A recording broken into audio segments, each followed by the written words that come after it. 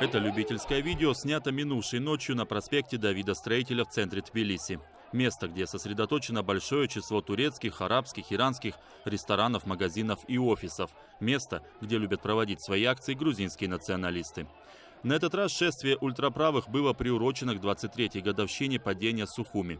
27 сентября 1993 года грузинская сторона полностью лишилась контроля над городом. Но вину за это грузинские националисты, видимо, возлагают на владельцев турецких и арабских кафе и ресторанов. Именно эти объекты подверглись нападению. Люди выбегали из кафе на улицу, были напуганы. Участники шествия почти в каждое заведение турецкой или арабской кухни забрасывали фаеры. Я от полиции уже узнала, что они якобы оскорбляли владельцев ресторанов, но сама такого не слышала. Застала уже момент задержания. Сами хозяева объектов питания утверждают, что участники шествия также опрокидывали и ломали баннеры, портили вывески и били стекла. Под раздачу попало даже одно из чеченских кафе. Как выяснилось, нападавшие приняли его за ближневосточное. Я в чем-то провинился перед вами. Говорите, что это мирная акция? И при этом портили баннеры и били стекла? Какая же она мирная?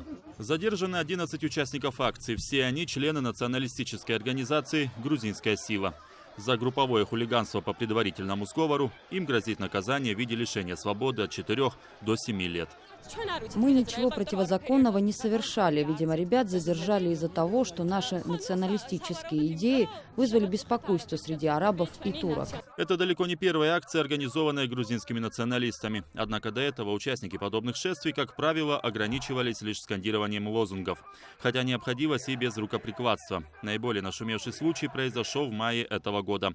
Члены одной из националистических группировок ворвались в вегетарианское кафе «Киви» в Тбилиси, где обычно собираются те, кого принято называть неформалами. Все закончилось массовой дракой между посетителями кафе и нападавшими. Звет Мчедлишвили, Тбилиси, Грузия, специально для настоящего времени.